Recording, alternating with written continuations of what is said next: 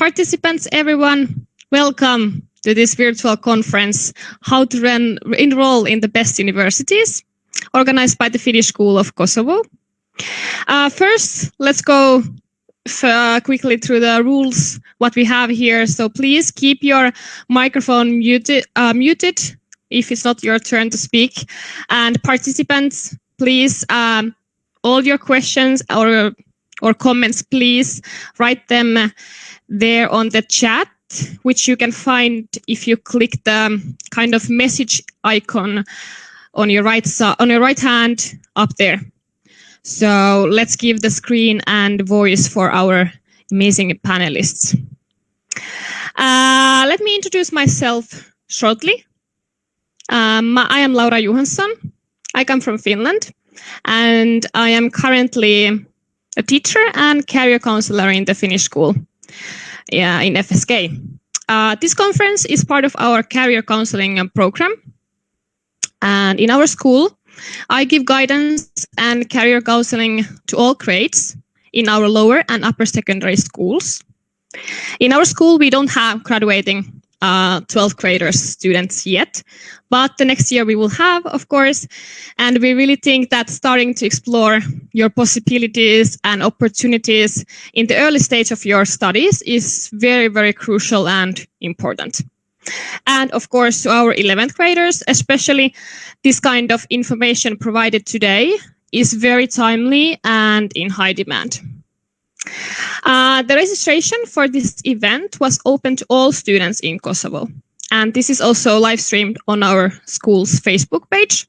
So I want to warmly welcome all of you and thank you for coming and joining us. So today we have 8 amazing panelists from all around the world to tell you shortly, we are for 5 minutes each, about their universities and how to enroll in them. After all of the panelists have had their speeches, we have time for the Q&A, questions and answers. Thus, I ask and encourage you, participants and students, to use this opportunity to ask whatever questions you might have about enrollment or studies in these top-notch universities. You can write your questions at any time of the conference on the chat that you can find up there on your right hand. And from there on the chat, me and Edlir, and also you can write your questions on Facebook if you are there. We will pick your questions, me and Edlira, and then we will address these questions to the speakers. So when you are writing your question, if it is addressed for some specific panelist and university, please write it there in your question so we know for whom to give your answer. Your question. But without further ado, let's start and give the stage, or in this case, the screen, to our panelists. First one of our wonderful panelists is Peter McLaughlin from the ONCAMPUS Cambridge Education Group. Peter, please, welcome. Hi everyone, my name's Peter McLaughlin. Good to be speaking to you, and thank you for this invitation to give a presentation towards a strong grouping of international universities, giving our prospects of progression for your school students and also for everyone listening in terms of their background and their interest in international education. I'm Peter McLaughlin. I'm representing ONCAMPUS Cambridge Education Group. We are a group of colleges and universities that work with the QS ranking universities of prospects. And my advice would be, because there's quite an exciting panel of representation from different universities, is to give you the information that you may need for presentations and the reasons why to an international education and global education is very much the way forward with the world as it is at the moment. So the first university that we work very closely with is in the top ranking universities for the US, and that's the Illinois Institute of Technology. As you can see, ranking and reputation of all the universities represented today is very important. Chicago is the center of the city for IIT. We call it IIT, Illinois Institute of Technology. It's well known for all its ranging of programs, particularly in the area and field of engineering and sciences. And it's highly regarded in various subject areas, the range of subject areas in the top 2% in the US. So the university itself is based in Chicago. Thank you. Next slide, if that comes through. Yep. That's right, catching up there on what I've just said in terms of the summary. It's a pretty small university, actually, compared to many of the other size of American universities globally. But that is a good thing as well. It has a student population of about 10,000 students in terms of a huge city, of course. And its location is in the Midwest. And Chicago itself is rated as one of the best cities in the world in the last survey by Times Out, showing an exciting location, which is, again, another one of the factors for your decision making. It isn't just rankings and reputation. It should be also about subject choice and also the location and as to its prime location, if it's a big city or not, all down to your own personal preference. The subject offering for IIT, if I can move on to the next slide, is pretty varied with its different levels of majors. The expertise of IIT, as it's an institute of technology, is particularly for the field of engineering.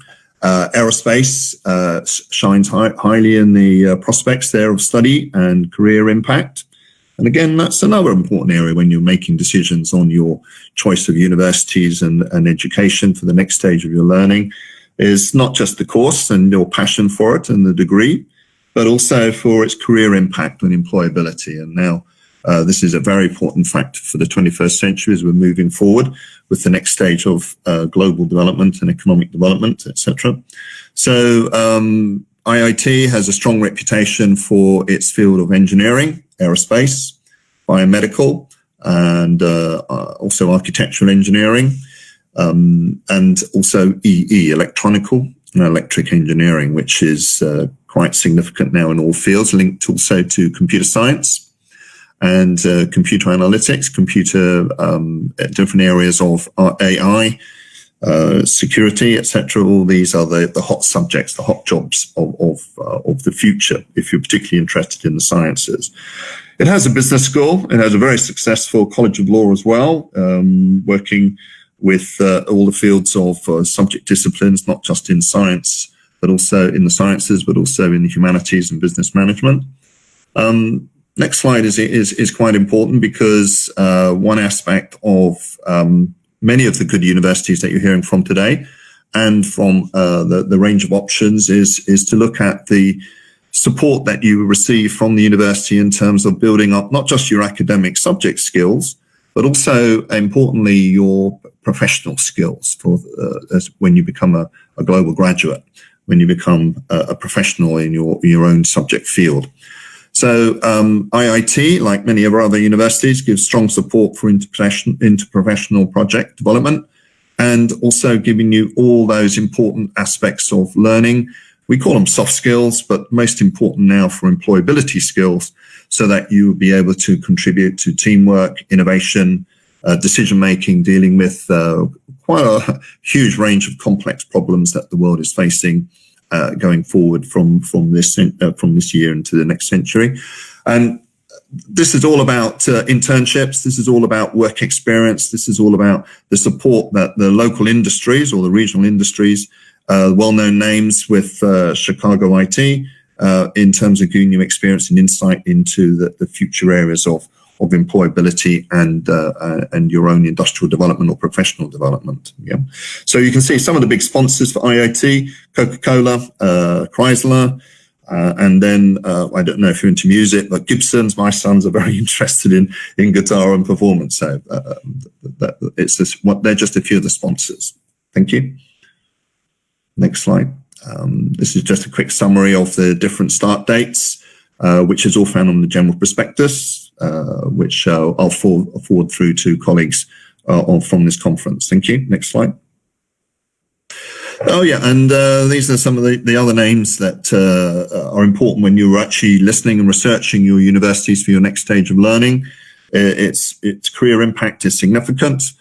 Quite a number of our universities give opportunities of not just academic, but also 4-year degrees with year in industry. And this is an important part of the employability profile and your skills that you gain at university with that next stage of professional development. So there you've got some big names like IBM, Kellogg's, and Deloitte, which are global companies, Microsoft as well. And these are important networking opportunities you have at university, but also in terms of work experience if you're doing a semester or a year out on a program that's linked to your academic degree. Thank you.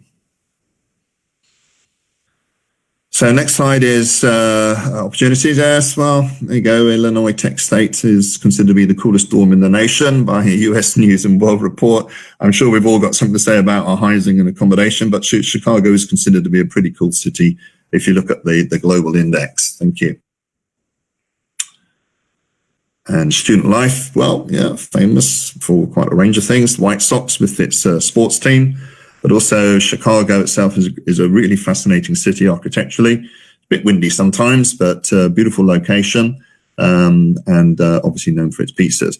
Right, so just a quick flick through to the other program partners of the QS rankings that we work with, the universities. The ones I particularly want to highlight is our European partners. On campus, we operate with University of Amsterdam. And again, that's one of the world-ranking universities in the top 100. We also have Europe and Lund and Sweden and London, which I'll finish on. So Amsterdam is considered to be one of the glorious cities. Its ranking is reputation 64th in the QS rankings out of top 200.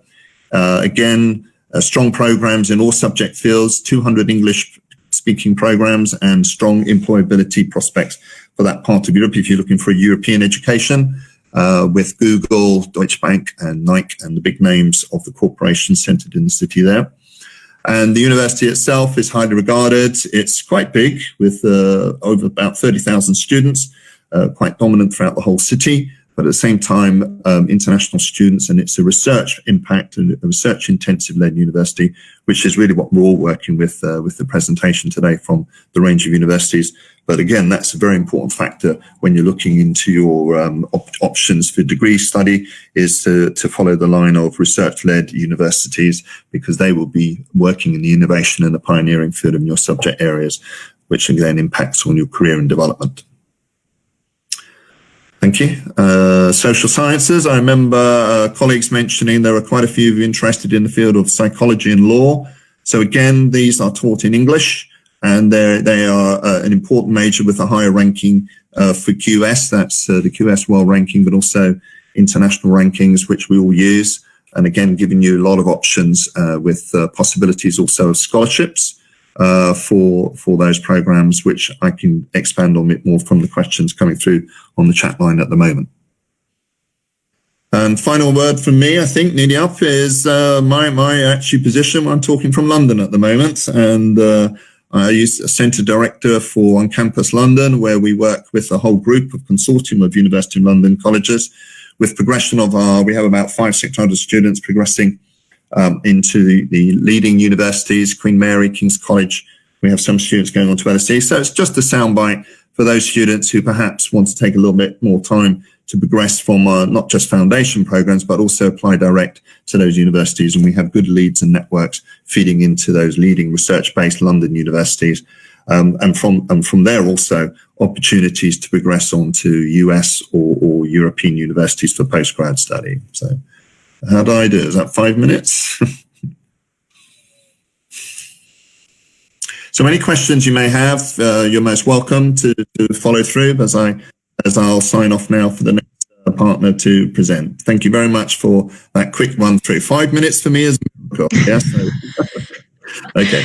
Thank you, Peter. Yes, 5 minutes. 5 minutes is a miracle for sure. Thank you very much.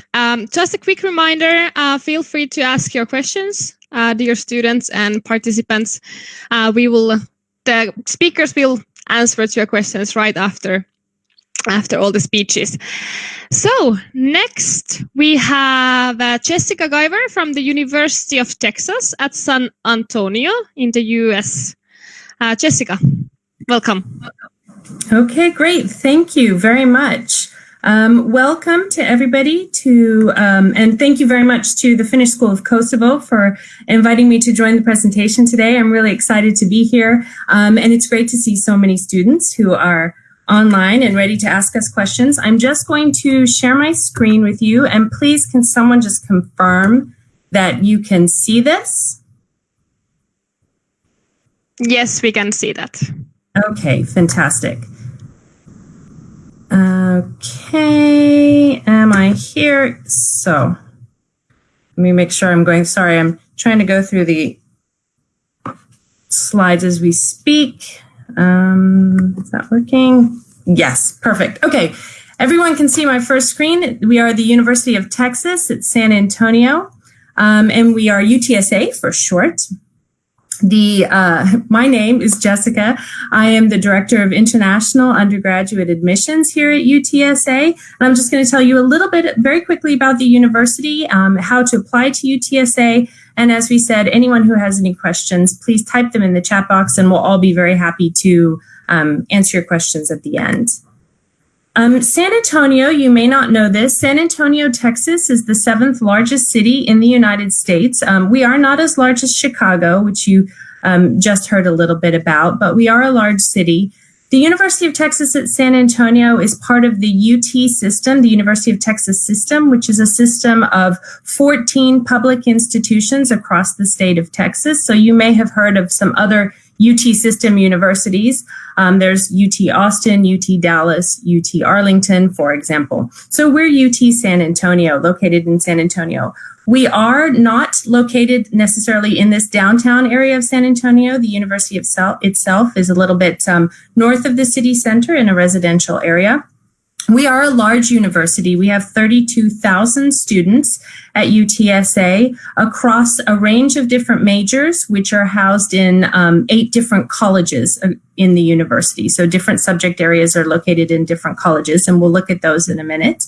The university is mostly undergraduate. About 27,000 are undergraduate students, and the other 5,000 are master's and doctoral students doing their research at UTSA. Here are the areas of study. So as I mentioned, we have 8 or 9 colleges across the university, and all of our majors are located within any of those. So the College of Sciences, for example, you would find biology, chemistry, maths. We have a College of Architecture where you can study architecture or interior design. We have a College of Public Policy where you could find a criminology degree if you were interested in that. We have a College of Engineering where all of our engineering programs are housed, and we have a College of Business as well, which is a ranked business school in the US, and you would find our cybersecurity, our top-ranked cybersecurity program within our College of Business. We also have the College of Liberal and Fine Arts, so if art is more something that you're looking for, you can study art history, music degree at UTSA. So I'll just leave this up here. You can read through the different areas of study that we have. One thing I would like to point out that Peter mentioned about the university in Illinois that he was just speaking is the same at UTSA. We have a classroom to career initiative. Jessica, sorry for interrupting for just a moment. We have a problem because we cannot see the presentation on screen on our Facebook page. Maybe if you can try sharing the whole windows, not just the PowerPoint presentation, that would be better. Is this better? Is this better? Can you guys see this? I've just put it in the PowerPoint frame. Okay, we'll just quickly see if it changes anything. Mm-hmm, no. Absolutely.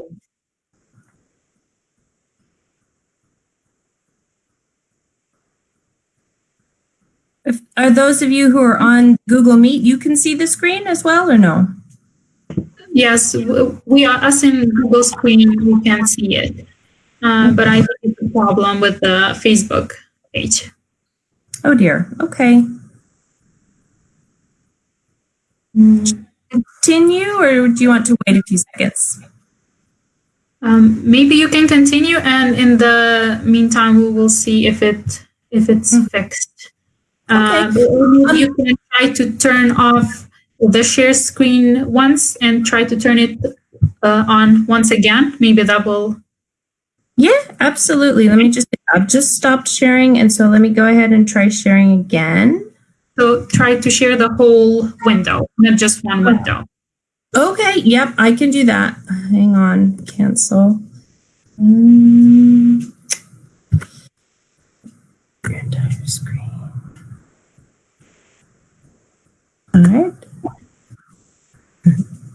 Are you seeing this? Is it sharing? Just give it a second.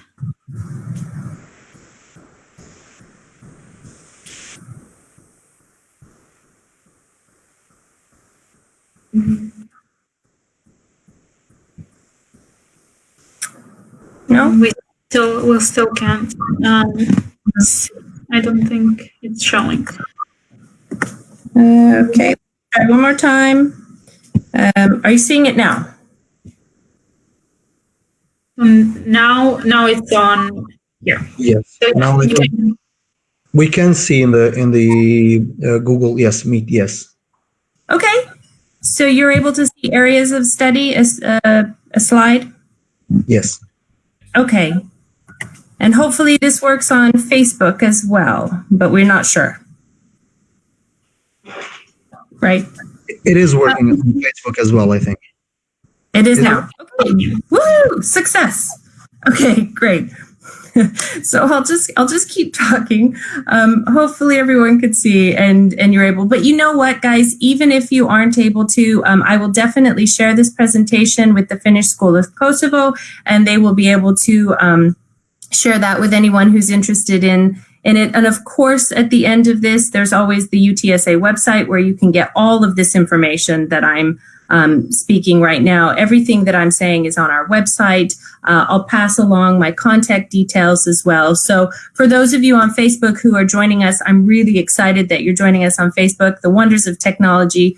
We're being beamed across the world today, and all of this information is available to you. And I'm definitely going to be following up after the presentation. So as I was mentioning regarding the Classroom to Career initiative at UTSA, like the previous institution that Peter was mentioning, we at UTSA, there's a very strong focus on employability.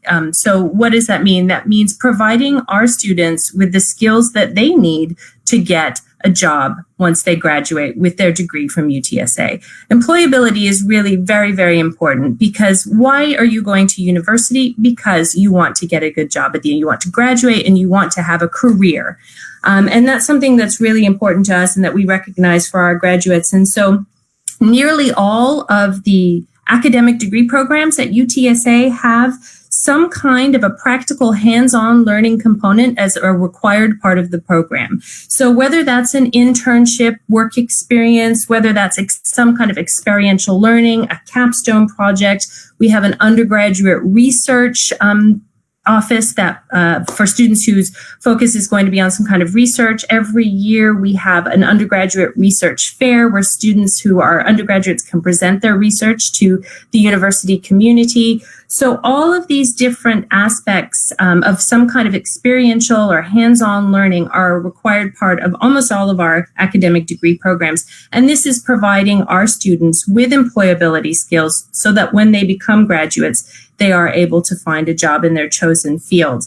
And as I said, this is a really important part of UTSA and something that many universities do, but not all. So if this is something that you're looking for in your higher education experience, make sure that the institution you apply to offers that.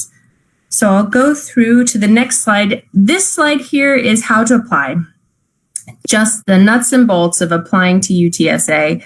The University of Texas at San Antonio is online. It has an online application form at applytexas.org, and you would choose the international freshman application. There's an application fee, and then you would submit your high school or secondary school transcripts or your mark sheets. We don't require an SAT or an ACT for international applicants. I know some U.S. universities do, but UTSA does not. We also do not require an essay. I know some universities do, but UTSA does not. However, if you did want to send in those things, we would welcome them and they would be added to your application package. We need English language proficiency test scores for those of you whose language, native language is not English, or if you're coming from a country where English is not an official language, we would need your English language proficiency test scores. However, if you are attending an international school where the language of instruction is English, then that requirement would be waived. And again, this is just the nuts and bolts. So if you have specific questions about this, I'm happy to go through it later. Something that, of course, is on everyone's mind as they are applying to study overseas or at a country outside of their own, you probably are wondering about the cost. So the cost of attendance at UTSA, total estimated cost of attendance is around $37,000 a year. So this is something to keep in mind as you're applying to study. What's it going to cost me per year? Because it does have a huge financial impact on you and your family. Please know that UTSA we do offer scholarships for internationals. So this is the total cost of attendance without taking into consideration any scholarships. We do offer scholarships for international students. And so once you apply to UTSA, you can find out more about those details, or also on our website, the different kinds of scholarships that we offer. And some of them can really bring the cost of attendance down, to a lot, but half of what it is for the total estimated cost. So it's important to look into that as you're applying to UTSA. And lastly, I wanted to keep this short.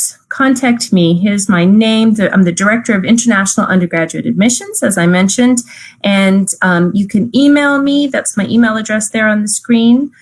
There's also the General International Admissions email address and a phone number there if you wanted to give us a call, but email is probably the best way to reach out to us.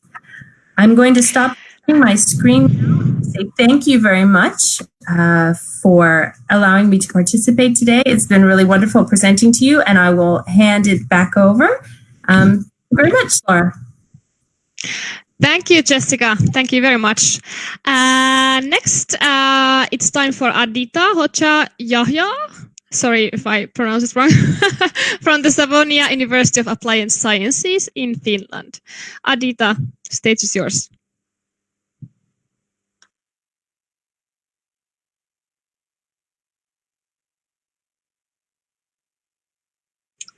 Hello, can you hear me?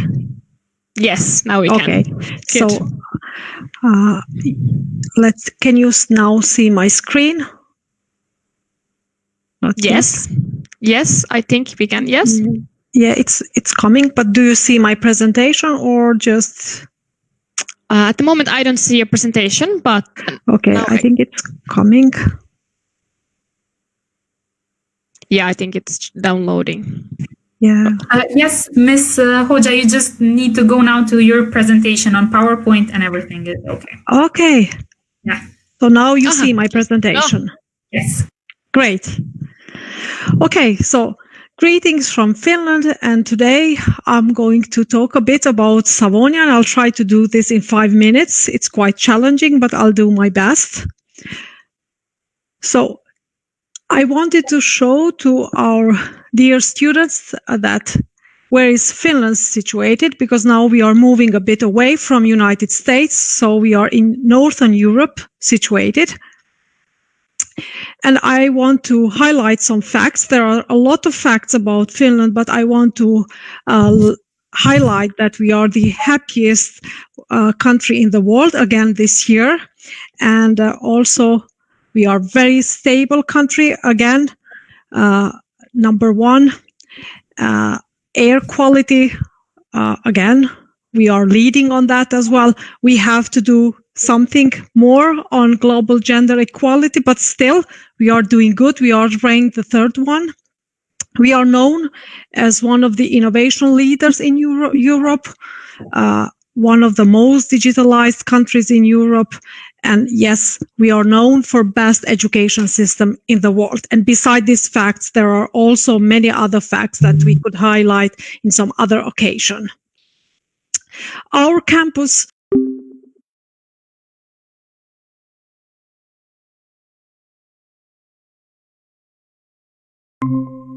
sphere.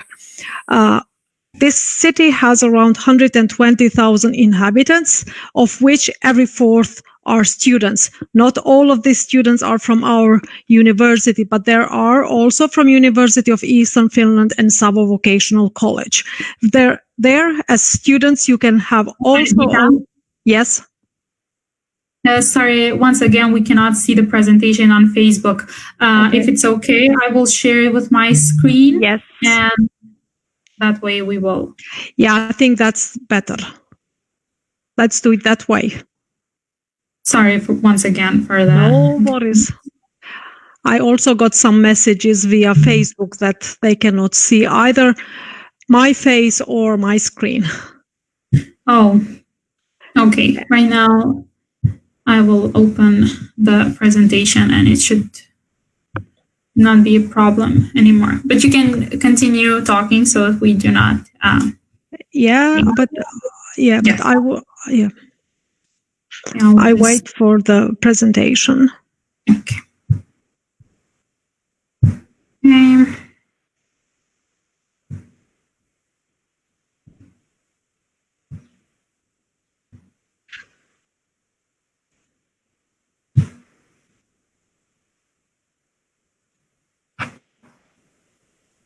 Okay, so my PowerPoint is here. I believe everyone can see it.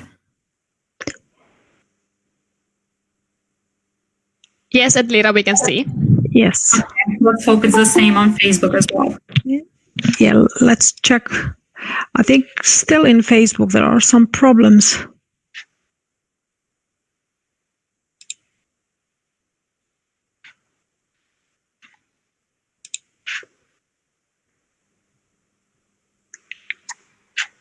Now it's okay, I think. Yeah, it's showing. Yeah. Okay. Yeah. Should I start from the beginning? No, I can continue. Okay. Yes, let's go. You were here. Yeah. Great. Okay. Great. I think you can move to next slide. Sure. Here. Yes, next one. Yeah, I was just mentioning for students because I know how important it is also free time. So in this region, we have a lot of activities that students can join and a lot of ongoing events in this region. Thank you. Next. Okay. Yes. Our university is University of Applied Sciences, and we have around 6,000 students with 450 members of staff. We offer nearly 40 bachelor's and master's degree programs in 6 different fields of the study. Savonia is accredited for excellence according to the demanding educational standards in Finland as well. We are recognized for excellent status as first Finnish higher education institute in 2011. Next. Yes. And the 6 fields of the studies that we offer, they are business, natural resources, social and healthcare, culture, tourism and hospitality, as well as engineering. And from these, we offer, next slide, please, 4 degree programs in bachelor in English. That's Bachelor of Business Administration, International Business, Bachelor of Engineering, Mechanical Engineering, Bachelor of Engineering, Internet of Things, and Bachelor of Healthcare Nursing. With International Business degree at Savonia, we aim at developing global business experts. It means that if you are studying this, you will become especially skilled in the internationalization process and therefore an asset, for example, to small and medium-sized companies going global.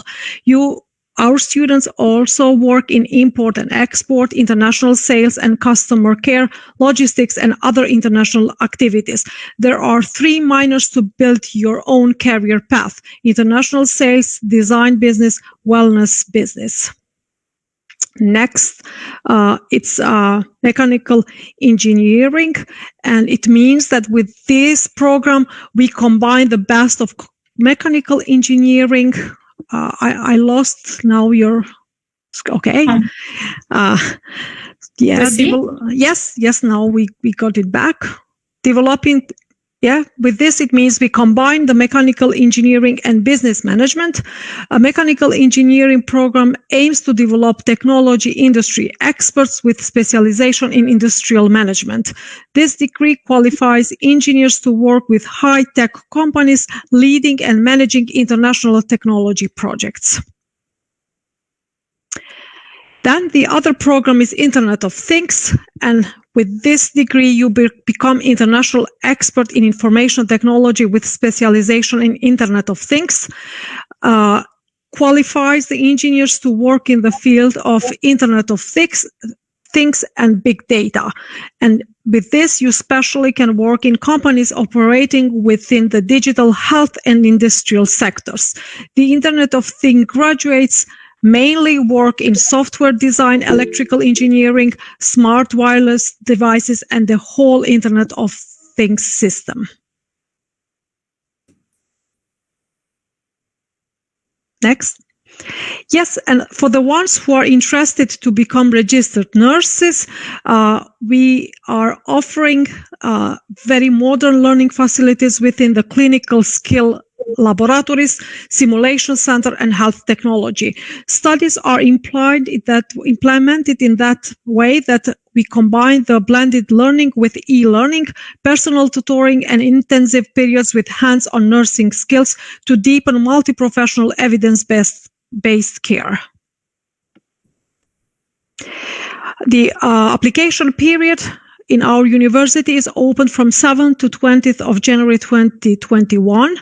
And if you are interested to know more about the applying process, you can find information in this website. And I'm sure that Finnish School of Kosovo will share this with the ones who are interested about this. And also there you will find the student selection criteria. And I think that if you click this tuition fees and grants so that the students can see how much it costs to study in our university and also what are the possibilities for scholarships. Can you click? Can you click in the link? The tuition fee, not this Savonia, the first one. Okay, sorry. Yeah. I have a slow connection. And it's also showing the PowerPoint presentation, so maybe we cannot. Okay.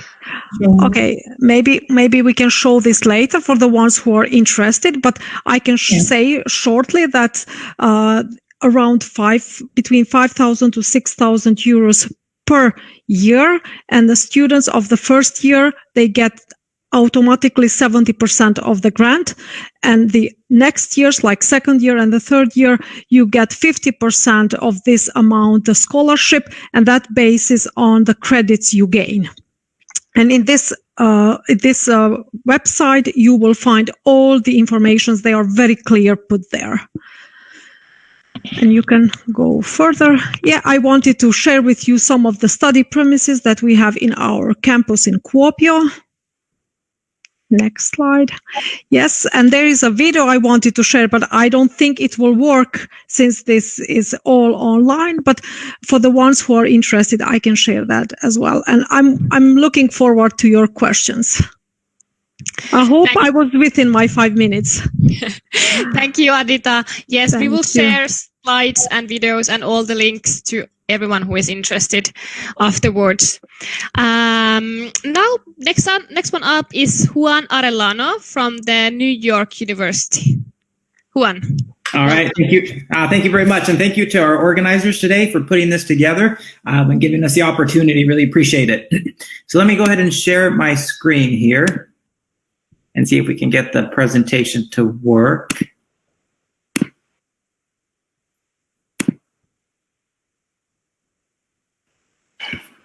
Let's see. Is that working? Yes, it's working, Juan. Excellent, excellent. Well, everybody, welcome to NYU. In 5 minutes, I'll do my best to give you a quick overview of what we have to offer at New York University. But as you probably figured out, NYU is in New York City, but we are also beyond New York City, and I'll talk a little bit about that in a little bit more detail.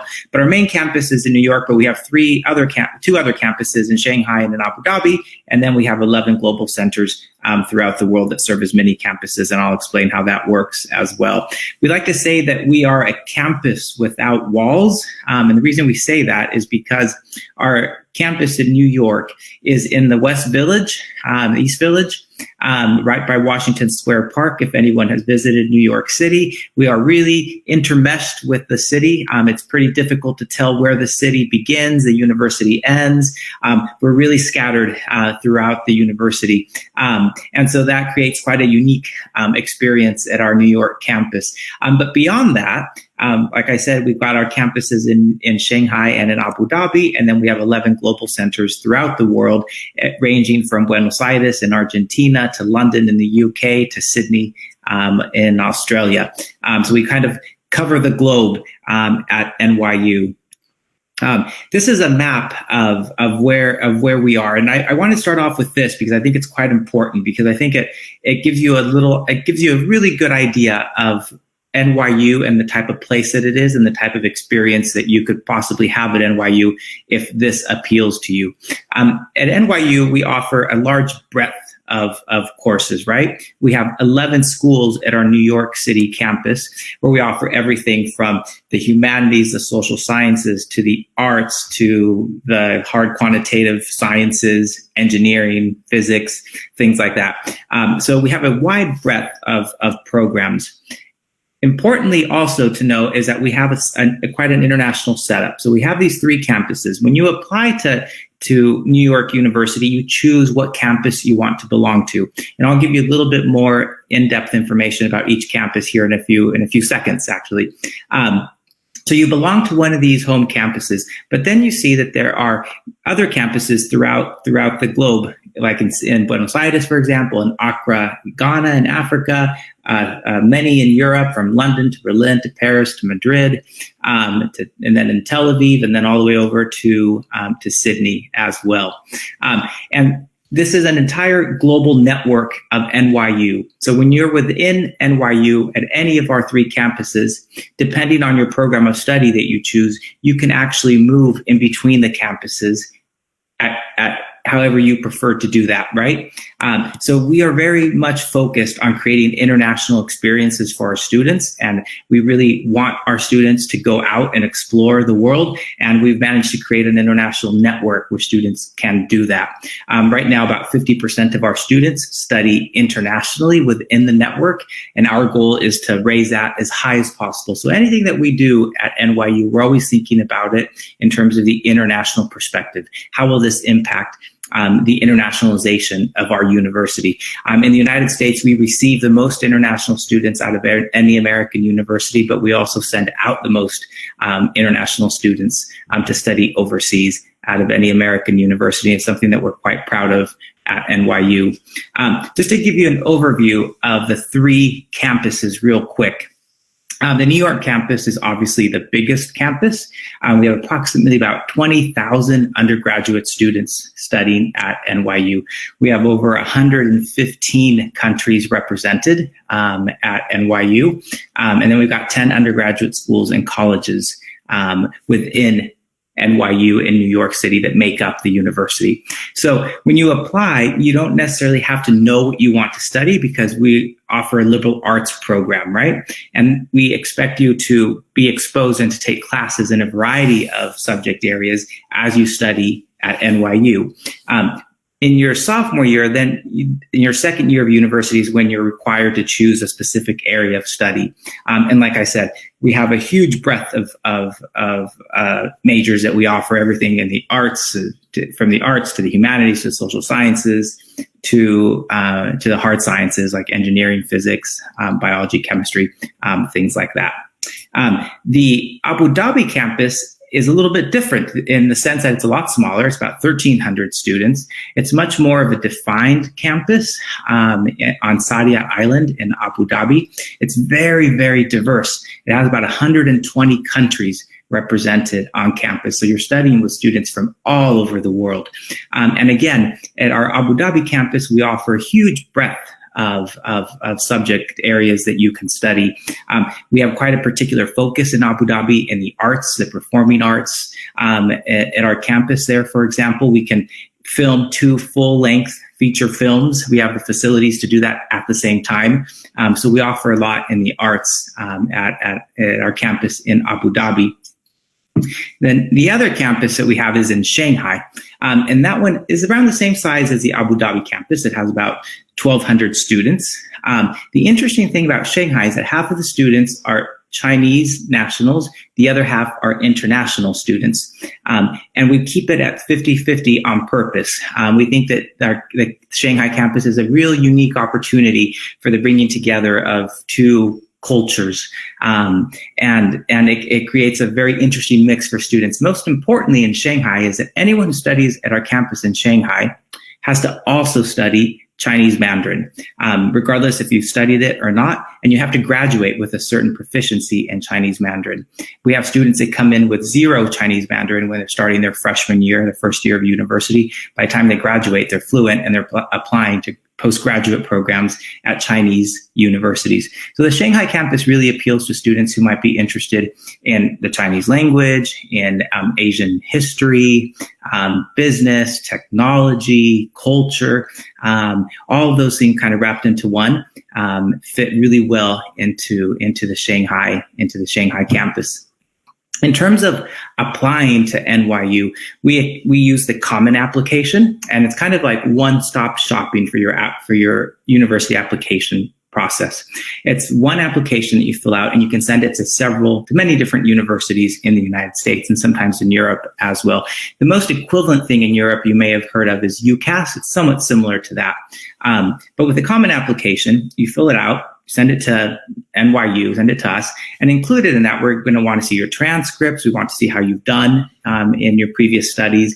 We require 2 essays that you submit with the application. A very important part of that is your Why NYU essay. We're really interested in figuring out why you want to study at NYU and what about NYU attracted you to our university. We want to learn about how you spend your personal time, your free time that you may have in terms of your activities that you've done inside and outside of school. We'll spend a lot of time looking at your recommendations, what your teachers and your counselors say about you. I wanted to emphasize that at NYU, we are a test flexible school. So we do require standardized testing. In most universities, that means the SAT or the ACT. And we accept the ACT, the SAT as well. But we also accept a lot of national exams that are done internationally that satisfy that requirement. The most common there would be the IB program, the A-levels, the French Bac. But you'd be surprised at the long list of national exams that we require. And they're all listed on our website. So if you go under Kosovo, for example, you'll see what national exam we accept to meet the requirement for standardized testing. So we just want you to put your best foot forward and you choose the test that you want to send to us as your standardized testing. And when you apply, you have to obviously choose a campus and a school, kind of where you want to belong to, but you'll always be within that larger NYU network. I also just wanted to emphasize that deadlines are very, very important, both the admissions deadlines and the financial aid deadlines. Admissions is handled separately from financial aid. We have financial aid available in varying amounts for international students, depending on what campus you're applying to. But deadlines become very, very important when you're sending in your application to NYU and to most any university as well. So just note to keep that in mind as you move forward. So that is, let's see if I can go through. Oh, there you go. I don't want to go to the last slide, but anyway, that is NYU in just a snippet. I look forward to your questions, and thank you for joining, and I'll hand it over. Great, thanks a lot, Tuan. Next, we would have Khalid Evekan from the University of Wollongong in Australia. Thank you, Laura and Edlera, for organising this conference. I think it's a fantastic idea, having all the universities from many countries participate. And I'm participating from Australia, and at the moment we are 8 hours ahead. So we're looking at about almost 11 p.m. Now I'll just share my screen. Entire screen. Share screen, full screen. Okay. Can you see that? Yes. Can you see the screen?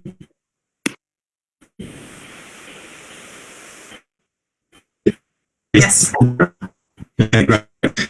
So my name is Halil Evergen, and I'm the European Regional Manager for Student Services at the University of Wollongong here in Australia. And I'm sure you've heard of the Wollongong, but I'll talk to you a bit more about that as we go through. So Wollongong is actually an Aboriginal name. There's 2 universities in Australia that have an Aboriginal name. One is Wollongong, the other one is Canberra. Canberra is also where Parliament sits, and it's our capital of Australia. So a bit about Wollongong. We have a population of about 300,000 people. It's very much a multicultural city, and the university population is about 36,000 students that we have at our campuses, ranging from campuses in Sydney, Liverpool, and here in Wollongong. So we have a very nice temperature here. You can see that in Celsius. Average daily temperature yearly is around 22 degrees, with beautiful parks and nature reserve. So we're located between the Pacific Ocean and the mountain ranges on one side. And we're only about 85 kilometres south of Sydney. Now, we're talking about world rankings and so on, just to give students some perspective on that. So there's approximately about 19,000 universities globally, depending on which survey you look at. University of Wollongong, QS rankings were ranked 212th. Times Higher Education between the 201 to 250 band. However, because we are a young modern university, there's also additional rankings. So universities that are under the age of 50, we're ranked 16th in the world for modern universities, and that's globally. Our graduates, when they do graduate, come out with not only theoretical but also practical skills. And the graduate employability rankings, this is another survey by employers through QS, rank our graduates as being in the top 1% of graduates worldwide. A bit more about our campus. So we have, so you can see Wollongong there. We're located about 80 kilometres south of Sydney. We're a coastal city. We also have a campus in Liverpool, Sydney and Wollongong. But also we are global as well. We were the very first university in Australia to establish a campus in Dubai. So we have over 6,000 students there. So that could be potentially a stepping stone. You could potentially do your undergraduate degree there and then come over to Australia and finish off your degree there. We also have our campus in Hong Kong and Malaysia, and of course in Sydney. Now, we are a comprehensive university with over 340 different degrees that we offer. Obviously, I'm not going to go through all of them, but these are our discipline areas from arts and humanities, engineering, sciences, medicine, psychology, and so on.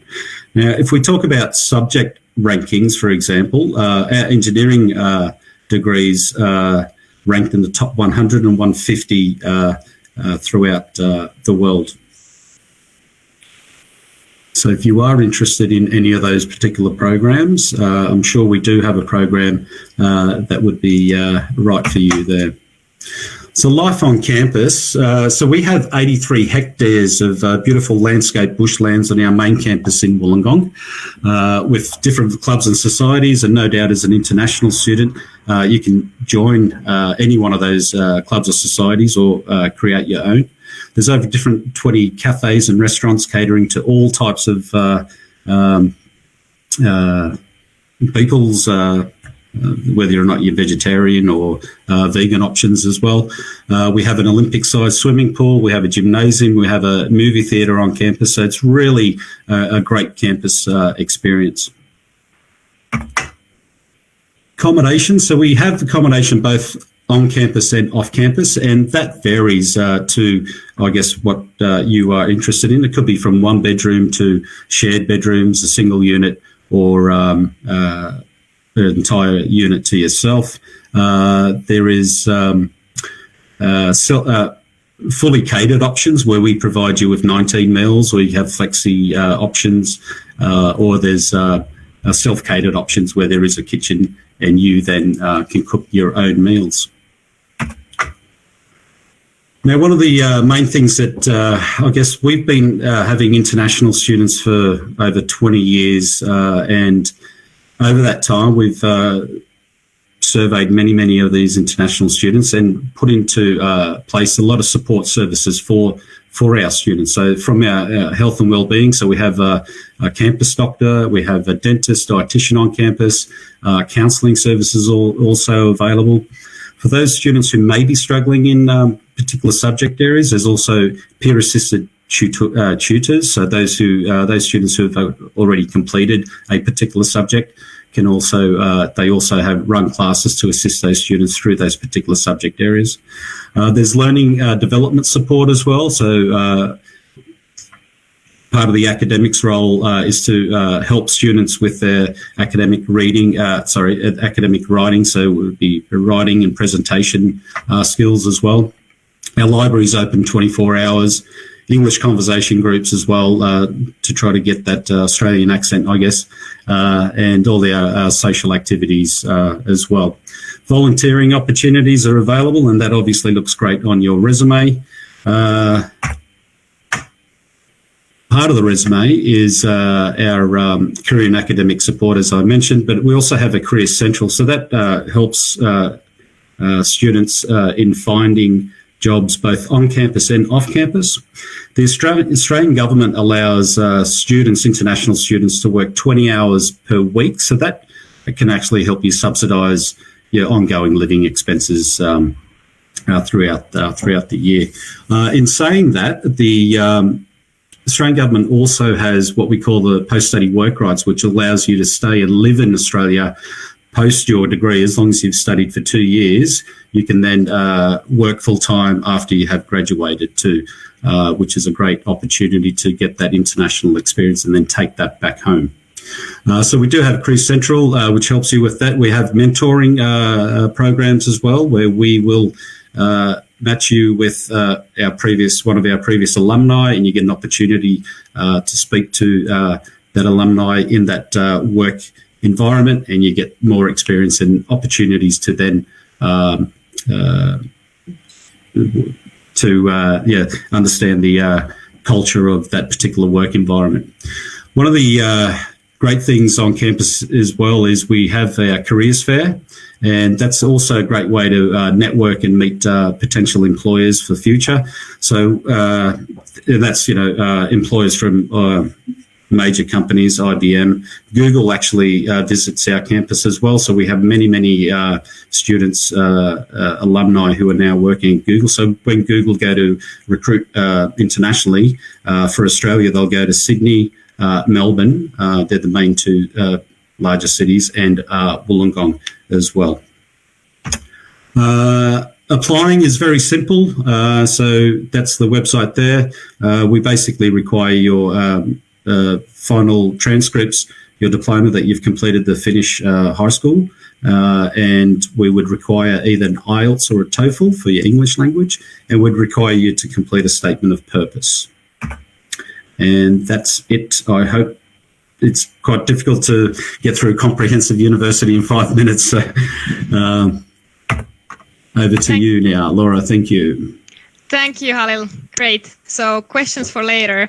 Thank you all participants for your questions. We have had quite many, especially about scholarships, and so we will answer to those in the end after all the speeches.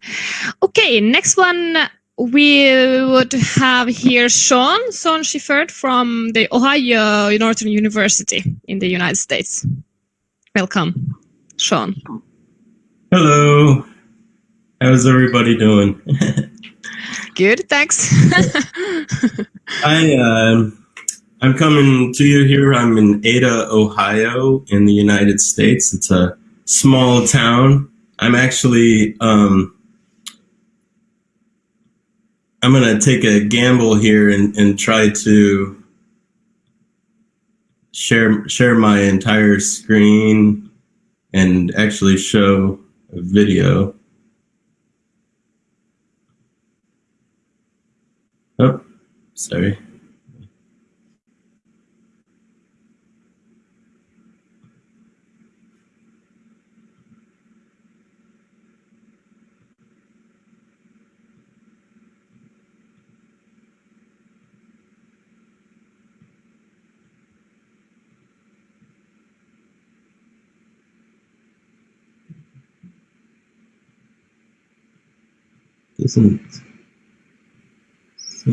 Sean, if you have difficulties, I can also share it for you.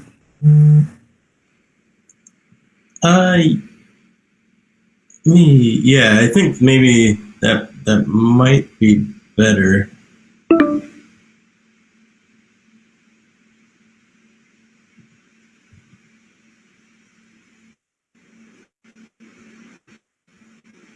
Try one more time and see if it works here.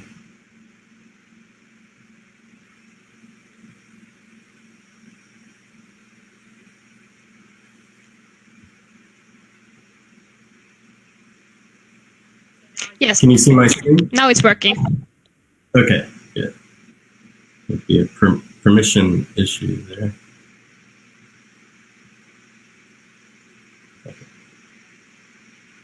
Sorry. As I said, I'm from Ohio Northern University in Ada, Ohio. If anybody knows Wilson footballs, that's where every single American football is made in Ada, Ohio. So it's a small town, but we're also one of the safest communities in the United States. I believe we were ranked safer than 92% of the entire country. So we have a lot of great programs, and I'm gonna go ahead and I'm gonna take a gamble here, and I'm gonna try to show a video, see if it works. If not, I'll move on.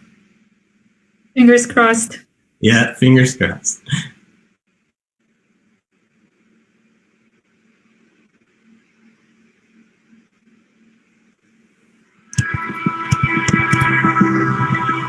ONU was a safe place for me to learn who I was. Sean, I can only hear but not see anything. Learn that I was interested in things.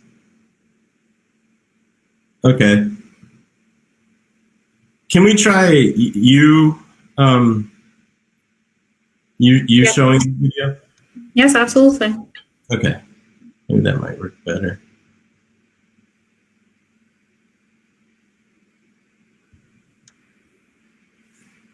Okay, can you stop? Okay, so maybe you stop presenting the screen and then I will be able to present mine. Okay, great.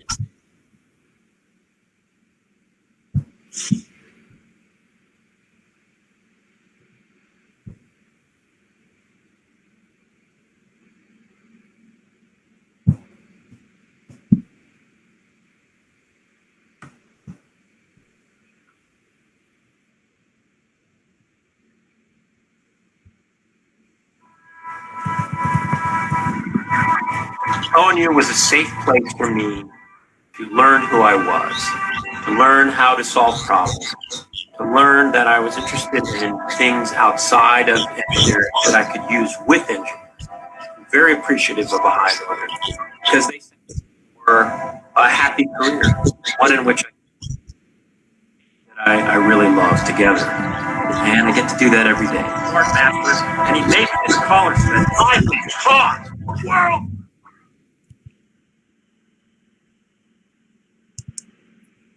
It continues. Yeah.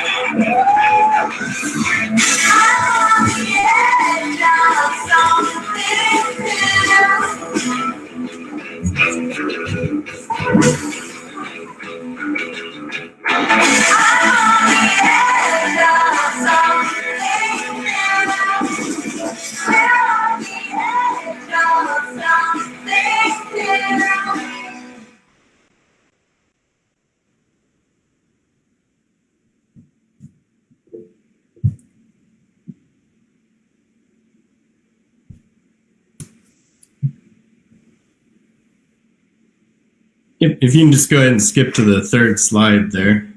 Okay, yeah. So I don't know how well that for every, but I wanted to try to present. Yep, I can see. Can you hear me? Okay. Yes, we can hear and see. Everything is perfect. Okay. So yeah, hopefully the video was, you were able to see some of the video. I wanted to try to present to everybody about how our students feel about the campus and kind of campus life as well, because we definitely take pride in our campus, and our students have a lot of fun on campus. Our students do live on campus. All of our students live on campus for their first 3 years. I think this is a great opportunity for international students because they really get involved with campus life and with other students on campus. We have a very strong Greek life as well, where there's a lot of different campus activities and campus clubs. We have over 200 different clubs for students. Our average class sizes are generally small. 12 is more of a normal class size, but we do have, on average, our class size is 19. 11-to-1 ratio, there's 11 students to every 1 professor. We have 218 full-time faculty, 58 majors, and 51 minors. Our student population is right around 3,000 right now. Good, next, yep. We're ranked number 5 in the Midwest region, number 1 in top schools in Ohio for job placement. Our job placement is about 96% of our students get jobs within the first 6 months of graduating. We're number 10 out of the private colleges, number 10 in small Midwest colleges, and our engineering degree is ranked number 32 by the U.S. News and World Report. So College of Business is, our College of Business is one of the colleges, lots of different majors in there and different minors. We do have a Pathways program for students who do not reach the language ability to enter. In that Pathways program, you can see the requirements down there at the bottom for TOEFL and IELTS, SAT, ACT, the Pearson's test, and we also accept the English language centers tests as a Pathways. That Pathways program is fully credited as well. So when you are learning your English skills, you're also taking classes within the university And so you're getting credits that will count towards graduation. Next slide. Arts and Sciences, another popular college on campus, lots of different fields of study. And a lot of students love our theater program. So if you want to go into theater, this area is extremely popular in, I would say, the entire state of Ohio. Every time we have a theater production, it is sold out within just a few minutes. It's very hard to get tickets to those theater productions. And as you can see, one of our, we've had a lot of famous names graduate from our theater. Next. College of Pharmacy is very popular on campus. It's a huge part of our campus. Approximately 92% of the students who graduate from our pharmacy program are employed within the first 6 months of graduation. It's a fantastic program. We've had 9,000 ONU pharmacists that have graduated from this program. Next slide. College of Engineering. We just last year was the first year of our new engineering building. We have an enormous engineering building that is all brand new technology. It's an amazing building. I love to go over there and just hang out because it's just a really, really cool building to be in. And again, a lot of popular names like Bob Peterson with Pixar have graduated from our engineering program, have gone on to do amazing things. Next. We do have lots of different scholarship opportunities for international students. We say that there's a maximum of $18,000 per year that we give to international students. However, we do have other opportunities for scholarships as well. In our different programs have different scholarships as well that can be added on to the 18,000. But we do offer merit scholarships, so it's based on your academic performance in high school. So if you have good academic performance in high school, there's a pretty good chance that you'll be receiving the entire $18,000 for academics. Next. When we look at these numbers, I know this might be kind of small on everybody's screen, and some of these totals might be shocking to people, but we also, we make sure that we put all of the costs from how much you'll spend on food, airplane tickets home, books, cell phone usage. We put the entire cost of what it would cost you per year for everything. And those costs could go up and down depending on how much you decide to spend on food, or how much you go shopping, or whether or not you got to have the best iPhone every 6 months. Next slide. So your presentation was missing a couple of slides, but if you have any questions, please feel free to email me, or call our office at any time, and we'd be happy to answer any questions that you may have about our campus. That is all. Hopefully I was right around the 5-minute mark. Thank you. Thank you, Sean. Thank you. Great video, indeed. Yeah, we have two more presentations. Let me introduce now Sam Twelves from the University of Cambridge in the UK. Sam, are you still here? Hello, everyone. Yes, hi. Hello. Thanks very much to the Finnish School for inviting me to speak. I'm just going to try and share. Go ahead and share my screen with you. Can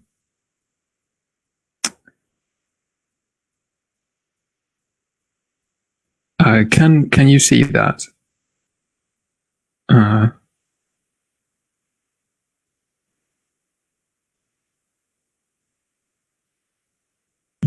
Yes, we can see. Oh, great. Sorry. That's wonderful. All right. Okay. All right. I'll just crack on then. Yes, as you can see there, my name's Sam. I've been working for the international student recruitment team at Cambridge for about 2.5 years now. Prior to that, I was a student at the university as well. So I studied history for 3 years. So hopefully not too far out of it. So if you have any questions for me afterwards, please feel free to ask anything about the application process, but also about what student life is like at the university as well. So I will try and keep to the 5-minute limit. I'm just going to crack on straight away with how the university is set up. So Cambridge is structured slightly differently to a lot of universities that you might come across in your research, either in the UK or globally as well, into universities worldwide. So we're what's known as a collegiate university. So in the UK, there are only 2 collegiate universities, ourselves at Cambridge and Oxford as well. So Cambridge is made up of these colleges. There are 31 of them in total, and that's in addition to a number of different subject faculties and departments. So I just wanted to explore a little about the relationship between the colleges and the university. So colleges are essentially students' primary base whilst they're at Cambridge. They provide accommodation. They are the sort of they provide catering facilities. They provide recreational facilities. They are a student's sort of main community. Now, each of our colleges offers the vast majority of courses that you can study at Cambridge University. So when students are applying to Cambridge, they can choose one of these colleges to apply to. And it is really about choosing a place to live rather than choosing a college that offers your course. As I say, most colleges offer most of the courses that we offer as a university. There is very little actually that the colleges do in academic terms. That is actually all looked after by the university in the faculties and departments that I've mentioned at the top. So the university is still the main body that sets all the content of our courses. It organises lectures, seminars, practical sessions, wherever those are relevant. And the university also sets and marks exams at the end of the day as well. So students who attend Cambridge, their degree doesn't come from the college that they were a member of or where they were living. The degree comes from the university as a whole instead. So that means that students who are living at different colleges will come together in the faculty or department that runs their course to have the same lectures, to go to the same seminars, to sit the same exams as well at the end of the year. So there aren't really any subject specialist colleges. There are some colleges that don't offer the more specialist or more niche courses that we have at Cambridge. But by and large, choosing a college as part of the application process is about choosing somewhere to live, what kind of community you would feel comfortable living in. So that might have to do with the size of the college. It might have to do with the location of that college in Cambridge. All of the colleges are fairly spread out across the city, and Cambridge itself is not actually that large at all. So it's very walkable, or a lot of students cycle about the city as well. We are very fortunate at Cambridge to have a concentration of academics who are at the very forefront of their particular fields.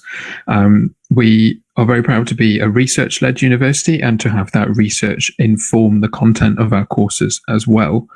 So students are exposed not just to prior thinking in a particular area, but also to the ongoing research that Cambridge is conducting in various fields that relate to the topics that they're studying throughout their course.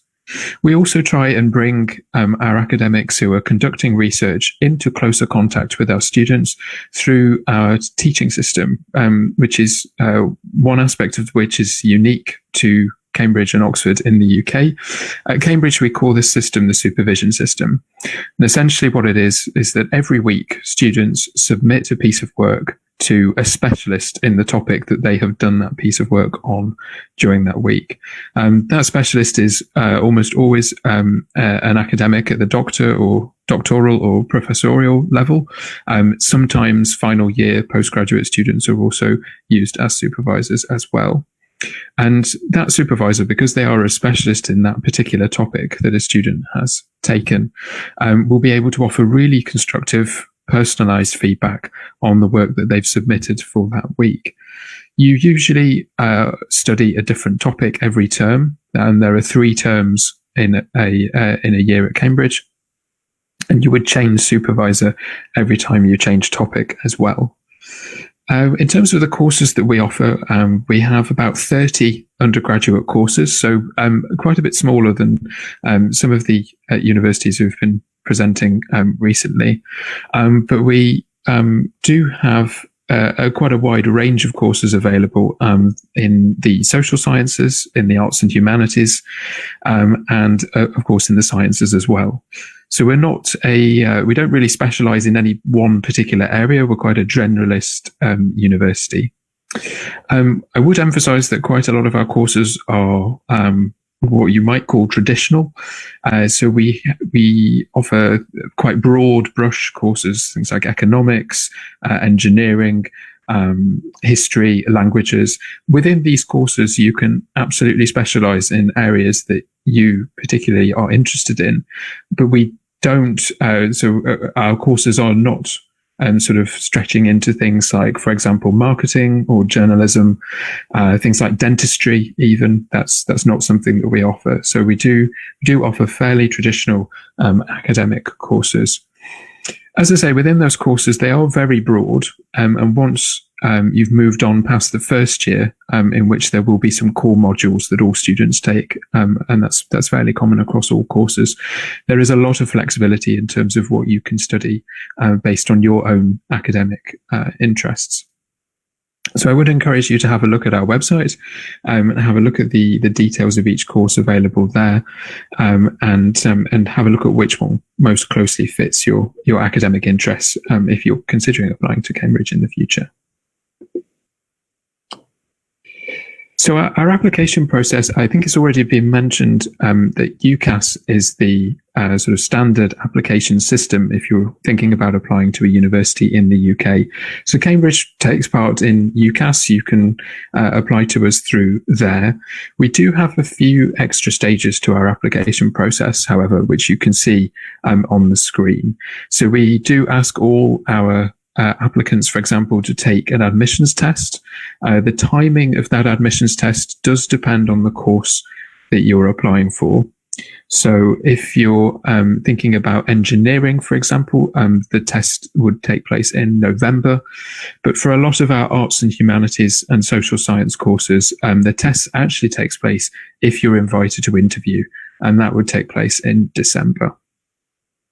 The reason that our application process is a bit longer is that we just like to gather a lot more information about each of our applicants so that we can assess them in their own context, really, so that we can look at their personal statement as part of the UCAS application form, looking at why they've applied for the subject or course that they have. We will look at the admissions test results to give us some idea of what kind of trajectory an applicant is on. How are they building on their current academic record? Are they a good fit for the course that they've applied for? Are they demonstrating skills that would be useful for that course through their test result? And then also the interview stage as well, where we will assess face-to-face, again, an applicant's aptitude for the course they've applied for, their interest in it, their problem solving skills. Apologies if you're seeing my Microsoft Teams updates in the corner. I think it's quiz of the day time for my colleagues. So the interview, we're also looking at how candidates problem solve, how they can approach new material that they are given for the first time in the interview that they might not be familiar with. These things then we look at together, and then we make a final decision in the January of the academic year as to which students we're going to make offers to. So it's all wrapped up fairly quickly within the space of a few months. Just on the interview stage, I think it is quite common to see the interview stage as the most important part of the application process. I would just stress that we go back and review everybody's application after they've been interviewed to put that interview performance in context. So we don't focus on any one stage of the application process to the detriment of others. It is a very holistic process. So it's important not to place too much emphasis on any one of these stages. I would also just like to flag, sorry, just before moving on, that we do have an earlier deadline compared to most other UK universities. So we do ask that you submit your application to us through UCAS by the 15th of October. And that is significantly earlier than most other UK universities, where the general UCAS deadline will be early January. So I'm just going to try and keep to time. We have a number of webinars coming up in the next few months, looking a bit more about that college system that I talked about earlier on in the presentation, a little bit more about some of our courses, and then an in-depth look, more in-depth than I've been able to this afternoon, an in-depth look at the application process. Please feel free to sign up for those webinars. They'll be taking place on the dates and times that you see in the left-hand column.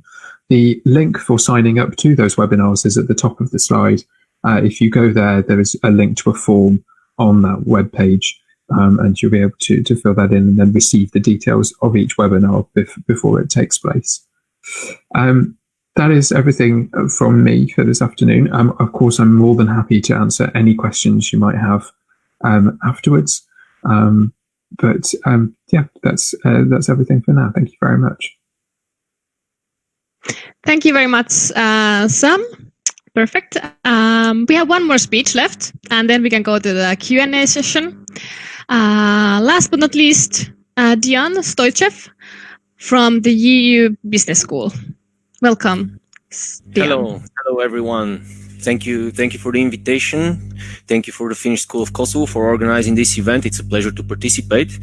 My name is Dian Stoichev, and I'm representing EU Business School. Is everyone okay? Everything okay with the sound and the video? Can you see me? Yes, we can see and hear you. Okay, great. Let me just try to. Can you see my presentation at the moment? Not at the moment, no. Okay, let me see. Is it working now? Yes, now it's working. Thank you. All right, great. Well, once again, thank you everyone for participating. So to tell you a little bit about our school, EU Business School is a private university with campuses in 3 different countries around Europe. We have campuses in Barcelona, in Spain, 1 in Munich, in Germany, and 2 in Switzerland, and in Geneva and Montreal, respectively, as well as an online campus. So we also offer the opportunity to our students to do their program remotely, and this is also for working professionals if they want to combine working with studying. We offer a variety of bachelor, masters, and MBA programs, of course, with a focus on business. All of our programs are taught in English, so this gives the opportunity to the students to actually do exchange semesters between our campuses. So they can start in Munich, they can go for 1 year in Geneva, and then finish in Barcelona if they would like. So in this way, they can get the full EU business school experience, which would allow them to expand their network and get familiar with the different trends in the different cities. As you understand, the different cities, they offer different possibilities for career development after that. We offer a number of Bachelor and BBA programs. with different majors, as you can see. So we have business administration, leisure and tourism, sports management, digital business, design and innovation, and so on. And on the right hand side and in the middle, you can see our BA honors programs, which are in collaboration with our partners in the UK, Derby University and Roehampton University of London. Upon completion of one of our honors programs, students can obtain a double diploma, double degree, one from EU Business School and one from one of the respective partners that we have in these countries. Let's move on with the master's program, master and MBA programs that we offer. So again, everything is focused on business. We have management, marketing, finance, international business. So we really try to narrow down the field in which students want to develop themselves, and also in the direction they want to continue in their career development. I'm sorry. So as I mentioned, our academic partners, University of Derby and University of Roehampton in London, as well as here in Spain, we collaborate with UCAM, Universidad Católica de Murcia, from which you can obtain a diploma upon completing one of our programs. The reasons to study at EU Business School, of course, first and foremost, international students and faculty. Our nationality mix accounts for about 130 different nationalities that we have. Also, we are kind of small university compared to the rest of the ones that presented before me. So we have small class sizes, but this allows our students to have more individual approach and to get more involved in the study process with the lecturers. Also experiential business learning, meaning that we take cases from real business and our students work on study cases which are from existing companies. All our lecturers are people that come from high positions in business. So they're not just academics that would explain to the students how everything should be. They will give them first-hand experience on the reality in the business world. To move on, we are ranked among the best business universities in the world. We are in top 20 in most rankings, and our online MBA is number 1 in 5 consecutive years from CEO magazine. Also, we are trying to encourage our students to start thinking critically since the beginning and involve themselves and try to accommodate the business mindset in order to develop later on and in the respective field of their choice. Also, we organize different talks, so we have guest speakers from different fields. These are usually people in the highest position of businesses. As you can see, we have, for example, chairman of Nestle, chairman of Siemens and Maersk, as well as former Secretary General of the United Nations, Kofi Annan, which this is just a sample of the people that we invite to inspire our students. Also, we had, for example, CEO of Manchester City, who is actually our alumni, to give his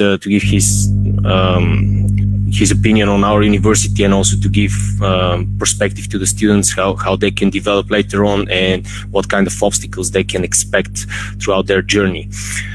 Here you can see some of our international partners with which we have agreements for sending students for exchange semesters. So we have the Pace University in New York, you have Stanford University and Tecnológico de Monterrey in Monterrey, Mexico. This is just few of our partners, but this is just to emphasize on our reach. We have partners all over the world, so we give a lot of opportunities.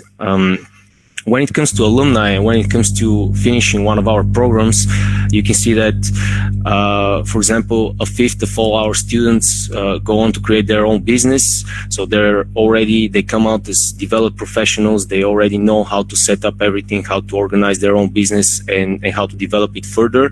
Also, they, throughout their education, they manage to already create a network, since we organize so many events, and we also keep our alumni network.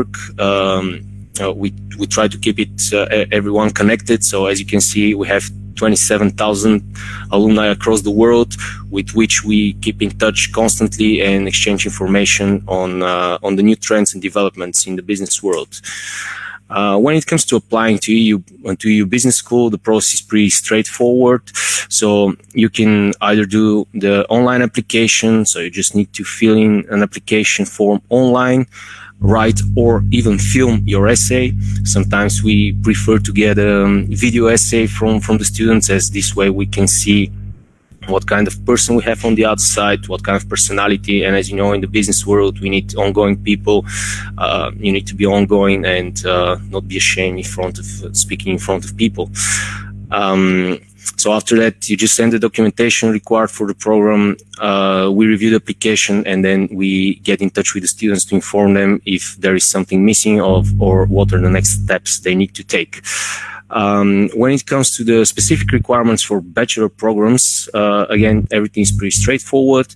We need one certified copy of transcripts and high school diploma, as well as proof of English, ideally IELTS. But it also could be one of the other certificates that are listed here.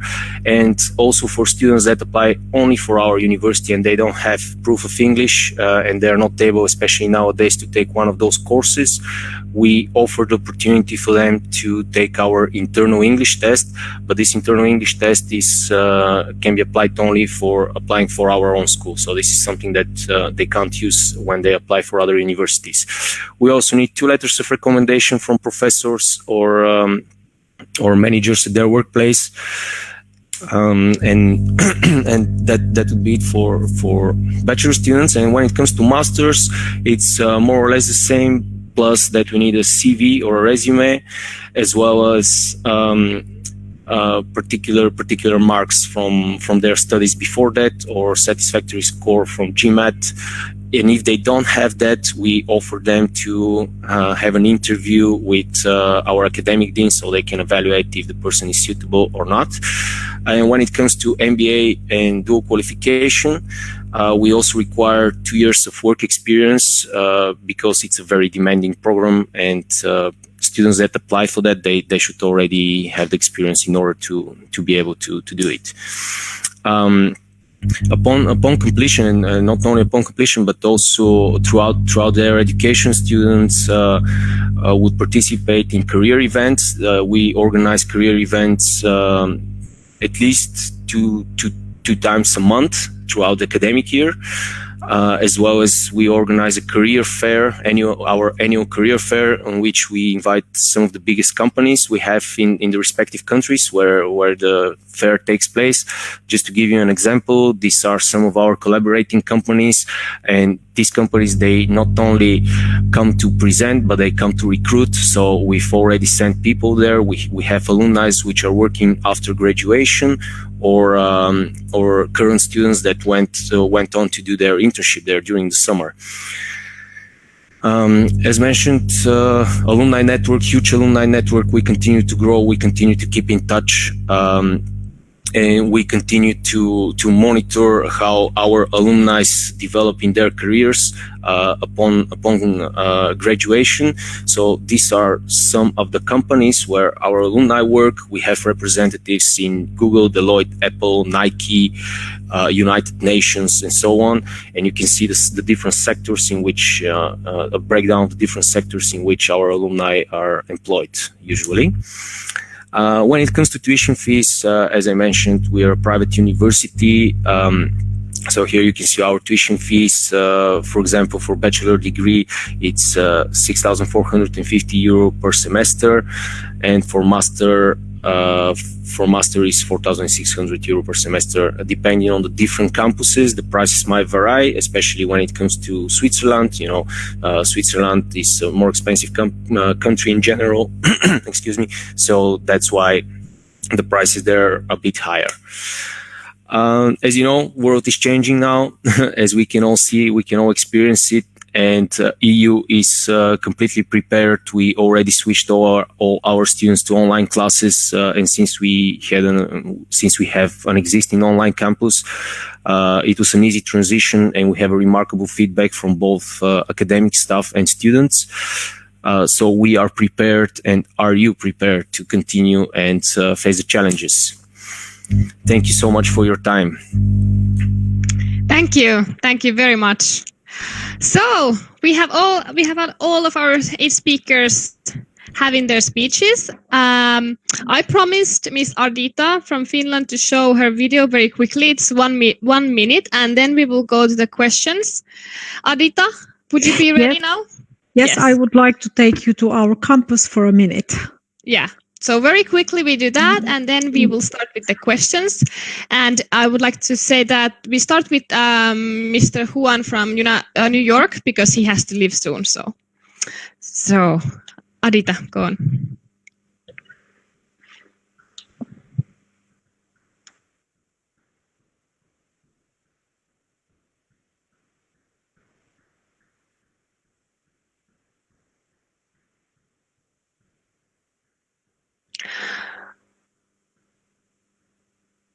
Adita, it's not the voice is not coming, but yeah, it's just a music. So let's look without.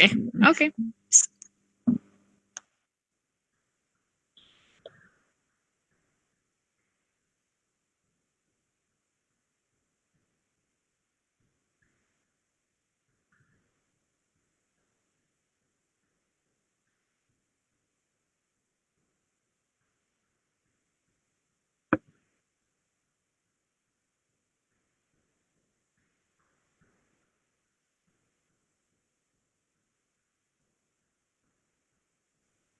So, Ms. Ardita, this is the campus, right?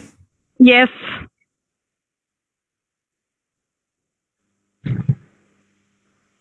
Looks nice, very, very nice.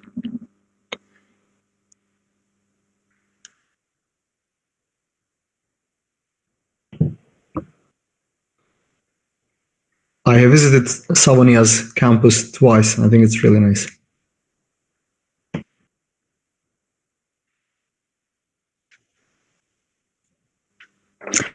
Thank you for coming with me in a round to our campus very quickly. Thank you very much. Okay, so first time for the Q&A. Let's see. So our first question, I would like to address this to Mr. Juan Arellano. So yeah, we have 2 questions actually before you leave. Thank you. Yes, so of course, everyone has been asking about scholarships. Would you like to very shortly explain, or maybe to explain where to find more information about that? Thank you. Absolutely, yeah. So we do offer financial aid at NYU, and we offer financial aid for international students as well. And it varies depending on what campus you're applying to. And basically, what you have to do to apply for financial aid / scholarships, there's only one process. You have to fill out a document called the CSS profile. You can find all the information online. You fill out this document that asks basic information about your finances and your parents' finances.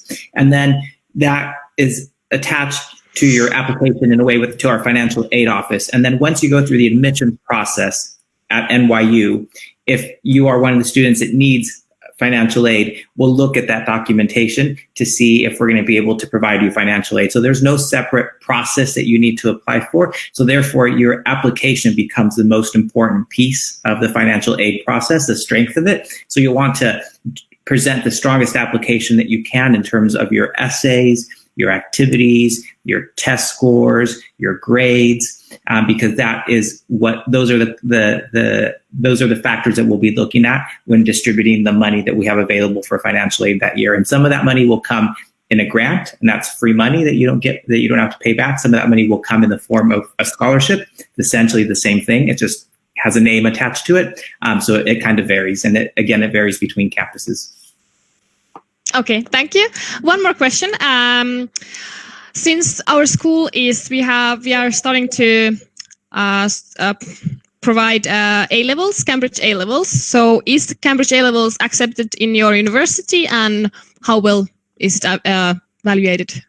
Yep, that's a fantastic question. And yes, we do accept the A-levels. So we have a requirement for standardized testing. So all students who apply to NYU have to present some form of standardized testing. The most common form is obviously the SAT or the ACT and so forth.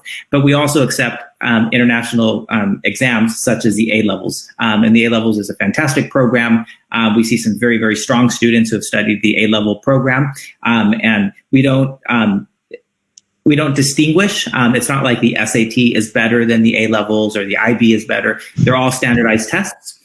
So we accept the A-levels and we are happy to evaluate your application based on your A-level predictions that you've achieved. And yep, it's perfectly fine if that's what you want to present. We're happy to accept it. Okay, thank you. Thank you very much. Next, can I ask Jessica? I also heard that you have to also leave a bit earlier. Yes, I do. I'm here. Yeah, great. Would you like to also ask the same questions about scholarships and Cambridge A-levels testing? Yes. Yes, absolutely. So both of those same questions asked to me? Yes, please. Yeah, okay. Well, yes, just like NYU, absolutely. We will accept the Cambridge IGCSEs, AS levels, A levels.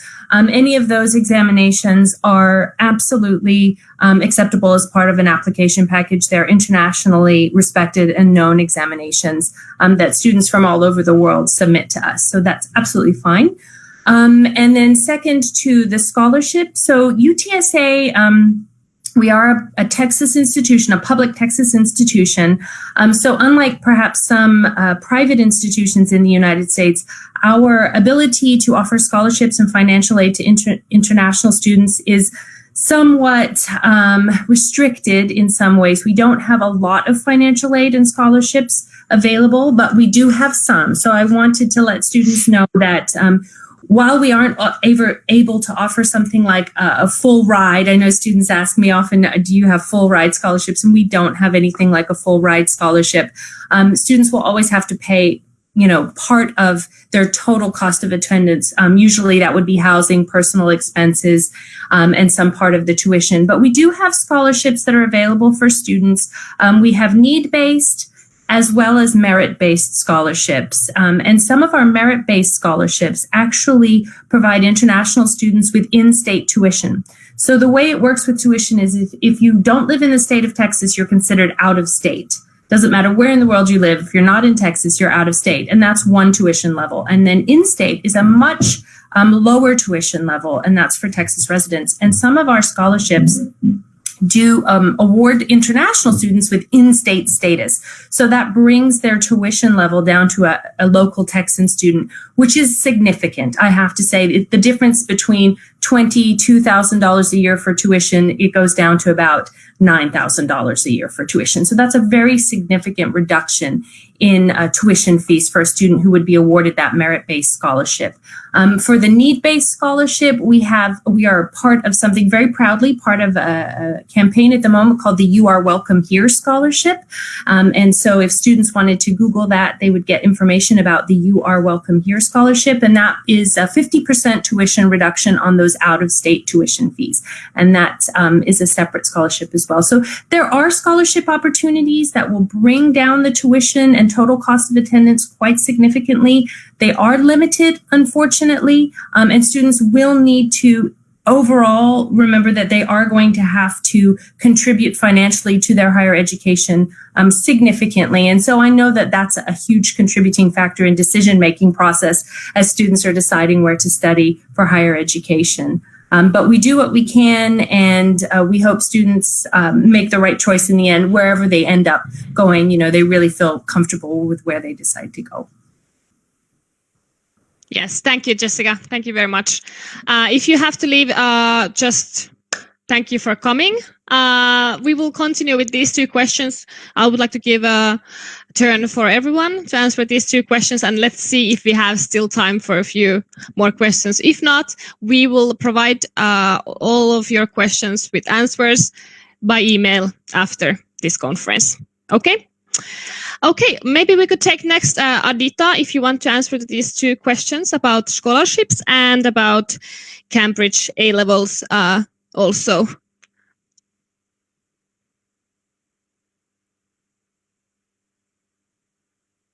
Yes, of course. I think I will start with the scholarships, and I'll try to again share, because there is very clear of what are the scholarships that we can offer.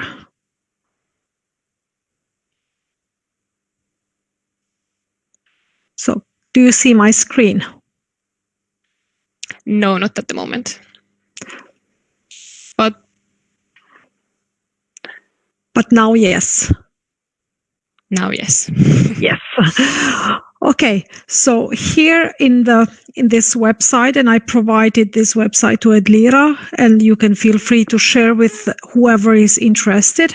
So this is the scholarships that we offer in Finland. So it's for the first year, you get the scholarship 70% of the tuition fee. And that comes automatically in the first year.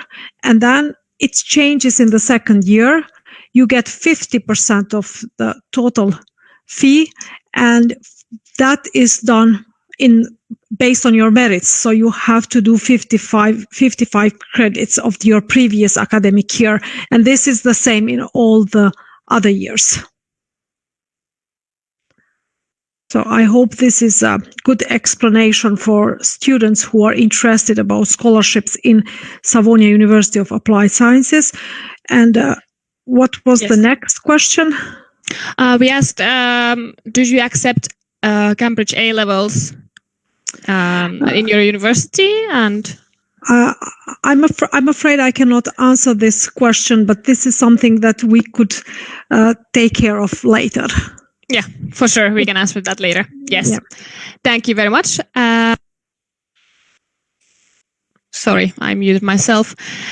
Okay, maybe next, Halil in Australia. Is Australia still awake? Yes, we are. It's coming up to almost midnight, but that's fine. I'm wide awake. I've had some coffee. Yes, we offer merit-based scholarships, and it is to the value of 30% of a particular tuition fee. Now, that is for the duration of the program. For example, if students wanted to do a Bachelor of Commerce with any major, which is about 15,000 Australian dollars per semester, which equates to about €8,500 per semester, you can get that 30% scholarship. Now, the way the 30% scholarship is awarded, particularly for A-levels, is if a student has a score of A and 2 Bs, for example, they will get that 30% scholarship. Now, you're doing the Finnish curriculum. Will students complete the Finnish curriculum as well? Well, they are not doing the Finnish matriculation examination test, but so this is actually the international say the word. Yeah, that's okay. So test what we are offering. So they're not doing the matriculation. They're not doing the Finnish matriculation test certificate. No. Okay. Yeah. So you're doing the others. Yep. Yes. A and 2 Bs will get them a 30% scholarship for, say, Bachelor of Commerce, engineering. Yep. Perfect. Edlira, do we have any other questions to Halil at the moment? I don't think so. Okay. Okay. Next, could we have Peter? Peter from ONCAMPUS. Hello there. Hi, everyone. Hello. Hello. Illinois Tech does offer scholarships. A lot of this information, as with all the inquiries students are making, will be found on the university website. Illinois offers merit scholarship starting at around $10,000 annually. There are other dedicated scholarships which you'll find particularly for science STEM-related subjects, science, technology, engineering and maths-based scholarships for talented students. So, and that scholarship is entitled throughout their years of study, particularly for Illinois. Same for Amsterdam, similar arrangements again for scholarship for applications. Again, information found on the University of Amsterdam, UVA website. As to regards to A-levels, my experience having run A-level colleges in Cambridge with students applying to the US or Europe is that the Cambridge A-level or the London A-levels are highly regarded and valued. And obviously applications need to be more direct. Assistance with SATs and ones may help just boost the application. But again, the personal statement of purpose or the essays that you submit are very important and need to have a 360 perspective. So they're regarded well, not just from a student to one admissions tutor, but all round meeting the holistic criteria that those universities are selecting for in the US. Thank you. Thank you very much. Next, Sean from Ohio.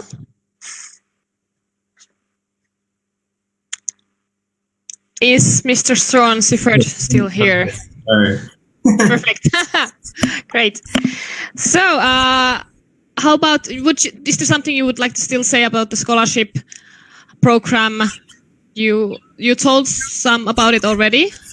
And how about the A-levels? They are accepted and valued in your university?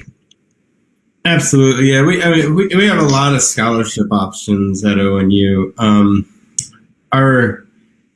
If you're accepted into our honors program, there's additional scholarship opportunities there, as well as we have special dormitories that students have access to in the honors program, as well as there's smaller class sizes. But I recommend all students interested in ONU to apply. We have a free application. It's no cost to apply to our university. After we receive your application, we will be in touch, and at that time we can give a much better picture of what it's going to cost to attend ONU, and we'll be able to give you a better understanding of what scholarships you would have. Our scholarships are all merit-based scholarships, so it's based on your performance prior to attending ONU, and those merit-based scholarships are renewable every year. So not just 4 years. If you decide that you want to stay at ONU for 6 years, they're good for 6 years as well. Great, thank you. Sam Twells, Cambridge. Certainly. Yeah. So we do. I think I sympathise with the lady from Study Texas in that we do have some financial support available. It's true, but it is unlikely to cover the total cost of studying at Cambridge. So a lot of our financial support is provided through an organisation called the Cambridge Trust. They provide scholarships for various courses for students from various international backgrounds. And they do have a very useful search engine actually on their website, which allows you to filter based on the type of course you're interested in applying for and what level of study you're interested in as well. The college system that I mentioned earlier on during my presentation is also very helpful here. So we have, as I mentioned, 31 colleges. 29 of those are for undergraduate students, and they also have their own systems of financial support as well. So colleges tend to contribute more towards things like living costs, and the Cambridge Trust is more likely to contribute towards things like your tuition fees and a reduction there. So colleges also provide financial prizes for high academic performance in exams at the end of any given year, and they also provide financial rewards for sports and thing related activities like that as well. So it is really worth looking at the different college websites for further details about what financial support they can they can offer. In terms of Cambridge A-levels, being a UK university, we're very, very familiar with dealing with A-level applications. So we're more than happy to receive applications with A-levels as the base qualifications. For our arts and humanities courses, including veterinary medicine, but excluding economics. I'm sorry, it requires a little bit tricky, but all of our arts and humanities courses, including veterinary medicine and psychology and excluding economics, would be 1A star and 2As is what we'd be looking for at A level. For our science courses, and including economics here, we would ask for 2A stars and 1A. So those would be our standard offer levels for A level candidates. Yes, thank you very much, Sam. Okay. And thank you to Texas. Jessica wrote that she had to go. But next, or last, Dion. Hello. EU Business School. Yes. Hello. Yes. If you could shortly answer the question about scholarship possibilities, just wrap it up, and about the Cambridge A level. Yes, Are they accepted and valued? Let's start with A levels. Of course, we accept A levels. There, we appreciate applications with Cambridge certificates. So that's a standard procedure. We also work with a number of different other certificates that we can accept, such as IELTS and TOEFL. So we're kind of very flexible in this regard. And when it comes to scholarship, we do offer a merit-based scholarship, which can account to up to 30% of the tuition for a semester, and it's awarded semester to semester. So basically, if we have an excellent student with excellent marks coming from high school, we can already award this scholarship and apply it for the first semester. And as long as they keep their marks high, they can continue getting for the next semester and so on. In the case that their marks drop below 3.7 GPA, they would lose the scholarship for the following semester. But if in the following semester they again increase their marks, they would have it for the semester after that. So that's how it goes. And as I said, it covers up to 30%. But of course, each application has to be individually evaluated in order to have the exact percentage. Thank you very much. Thank you. It's already 5 in Finland, 4 in Kosovo. In Australia, it was maybe midnight. It's been 2 hours, great 2 hours. Thank you everyone for participating. Thank you for our wonderful speakers. Thank you very much for your time. We really appreciate all this information, and scholarship opportunities and everything is really in high demand here in Kosovo. Thank you very, very much. I would like to remind the participants and students that we will answer all of your questions later by email after this conference. So you will get answer to your questions, even though we don't have now time to answer them here. And if you are on Facebook and you haven't registered to our event, please send us message on Facebook, and we will then provide you also all the information that goes to those people by email who have registered. So just if you are on Facebook, send us a message that you want also all the other information. We will provide you that. And for those who have registered, everything will come by email after the conference. Okay, for my side, thank you very much once again. I hope all of you stay home, you stay safe and healthy. Have a great afternoon or night, and let's take care of each other during this extraordinary time. Thank you, everyone.